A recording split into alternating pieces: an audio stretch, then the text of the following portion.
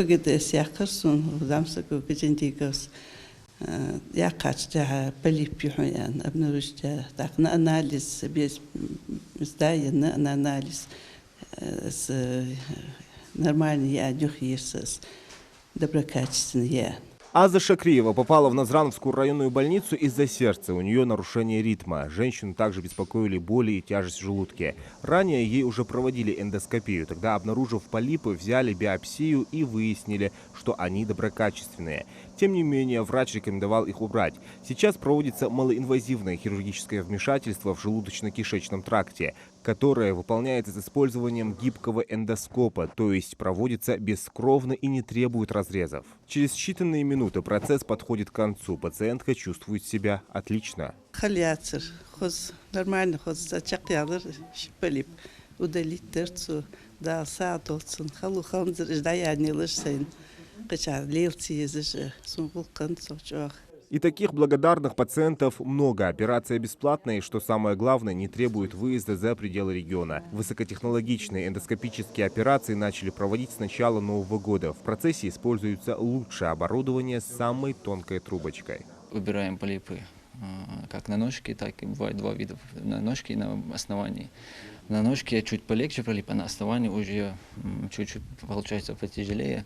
Но мы оба вида делаем, у нас есть необходимые для этого инструментарий, и мы уже полностью уже можем у себя вот в республике вот эти операции проводить, как гастроскопии, как колоноскопии, то есть получается лечебно-диагностическая процедура получается. Отделение функциональной диагностики за день обследует десятки пациентов. Им в случае выявления образований здесь же проводят операции. Как правило, в среднем это 2-3 вмешательства за сутки. Операция занимает разное время. Если это в желудке полип или пищеводе, то, как я сказал, 5-10 минут. Если в кишечнике, то уже смотря какой отдел кишечника, там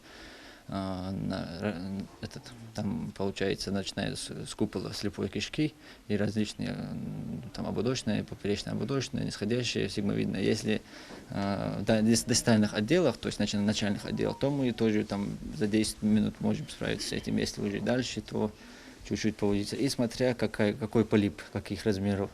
Магомед Джандигов искренне рад тому, что может принести пользу своему народу. Молодой и перспективный врач ранее работал в областной клинической больнице Ростова. После приглашения на малую родину главврачом НРБ раздумывать не стал. Весь этот опыт я там набрал. Очень благодарю своих коллег областной клинической больницы номер 2. В принципе, сейчас не жалею, так как руководство выделило все, что необходимое для этих операций, для диагностики, для лечения пациентов. Возможность проводить эндоскопические операции – большое подспорье, делятся специалисты. Как минимум выполнять полипэктомии, в основном на амбулаторном этапе до 1 сантиметра. Все, что свыше, то, что операбельно, оперируется. При необходимости производится госпитализация таких пациентов с последующим динамическим наблюдением. Обычно это в течение 2-3 суток. Это очень важно по одной простой причине, что в наше время очень актуальным стало такое заболевание, как колоректальный рак. И подобные диагностические исследования являются очень серьезной профилактикой этого заболевания. Врачи говорят, эндоскопию нужно проводить и здоровому человеку, чтобы узнать, есть ли злокачественные или доброкачественные образования. Таким образом получится вылечить болезнь на ранней стадии. Зелимхан Калоев, Султан Булгучев, Магаз 24.